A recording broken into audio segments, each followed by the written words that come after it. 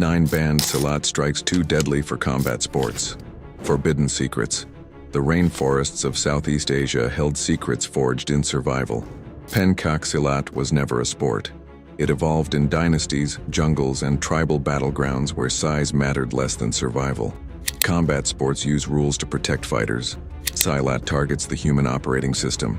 9 forbidden techniques, guarded by practitioners of Silat Melayu and Silat Tua. These are not theatrical moves. They are precise anatomical hacks developed through generations of tactical conditioning. No exaggeration, just raw physics colliding with human biology. Imagine close-quarter chaos. An opponent lunges or clinches, trying to use brute strength. The practitioner executes Tetak Tenko. The blade-edge forearm drive hits the occipital ridge. The hard ulna bone strikes the exact base where the skull meets the spine. This zone protects the medulla oblongata and major cranial nerves. When bone-to-bone force lands here, it triggers an involuntary motor shutdown reflex. The brain drops signaling to the legs. The opponent falls to their knees instantly without needing a knockout. It bypasses bicep power and chest mass. The skeleton loses its master command. Next comes Sodok Dagu, the upward palm heel thrust. Fighters look for a jaw hook to cause a concussion. Silat targets the mental nerve exit beneath the chin tissue. The palm heel strikes at a sharp 45-degree upward-backward angle. This trajectory drives kinetic force directly toward the brainstem corridor. The mental nerve and hypoglossal pathways experience intense mechanical compression. The vestibular system freezes instantly. The eyes lock wide as the brain struggles to process spatial coordination. The opponent is paralyzed in motion, their balance shattered by an angle no muscle can defend. The third loop involves Pukulpi, the reverse fist hammer to the brachial artery loop. An aggressive punch comes in.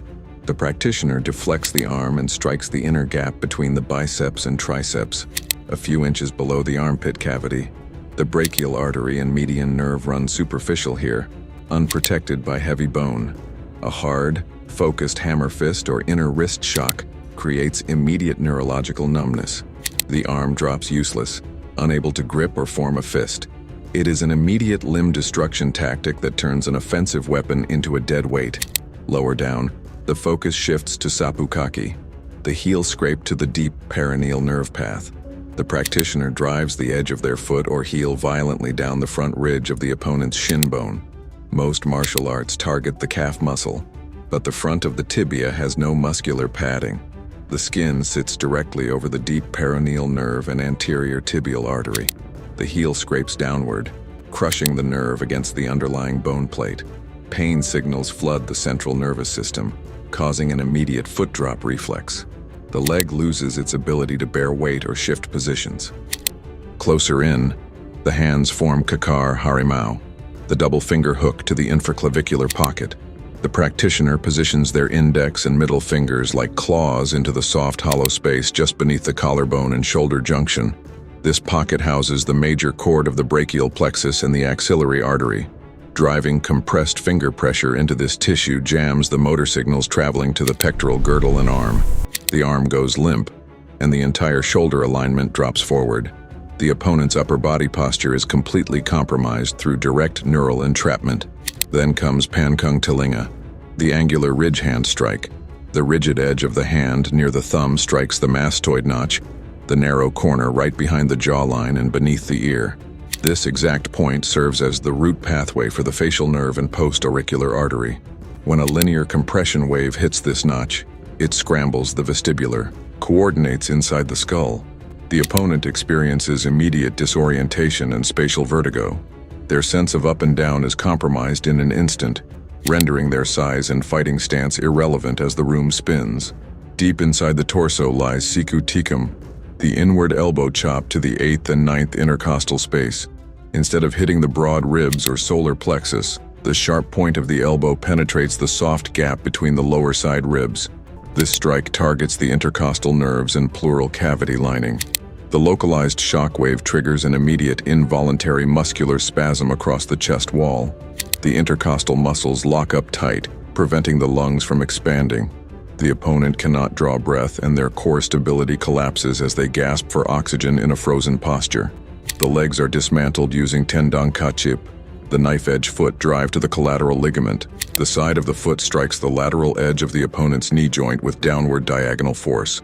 Human knees are highly efficient hinges moving forward and backward, but they possess minimal structural tolerance for lateral movement.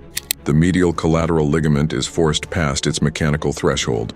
The skeletal framework of the joint collapses outward under the opponent's own body weight. Muscle mass cannot stabilize a hinge forced sideways. The foundation breaks down instantly. The final strategy is Toubuk Shahadat, the closed single-knuckle thrust to the sternal angle joint. The index finger knuckle is reinforced to form a rigid projection striking the precise joint where the upper and lower chest plates meet. This bony junction sits directly over the aortic arch. The high-velocity impact generates an internal thoracic pressure wave. This sudden compression shocks the cardiac plexus reflexively, causing a brief drop in heart rate and breathing synchronization. The body is thrown into an acute state of visceral shock, halting any forward momentum. Silat evolved out of necessity. Dynasties shifted, conflicts arose, and survival demanded techniques that worked regardless of physical matchups. These 9 methods stayed restricted within traditional circles to avoid reckless abuse. They do not rely on anger or emotional energy. They rely on understanding how the human frame is assembled and where its vulnerabilities sit. Modern athletic arenas enforce rules to keep competition safe, but true historical systems looked at the body through a lens of raw mechanics. The physics of movement and the biology of nerves remain constant across every human frame. Authentic study focus on precision. Every strike matches a specific target to a specific natural law. The radial nerve reacts to compression, the tibia responds to friction, and the cervical base dictates balance. Training creates structural awareness. It shows where the limits of physical tolerance lie and how easily those limits are breached. This knowledge was kept within temple walls and hidden villages not out of malice, but because power without self-discipline leads to ruin. The legacy of Silat is one of strategic restraint, knowing exactly how to dismantle a threat only when no other option remains. The human body is highly resilient, but possesses clear mechanical shortcuts. Understanding these shortcuts shifts the dynamic of an encounter completely. True mastery lies in knowing these vulnerabilities exist and respecting the structural rules that govern everyone. The older lineages preserved these forms through strict transmission, ensuring that the skill was always balanced with a quiet mind. When the mechanics are precise, strength becomes a secondary factor. The structure always dictates the outcome.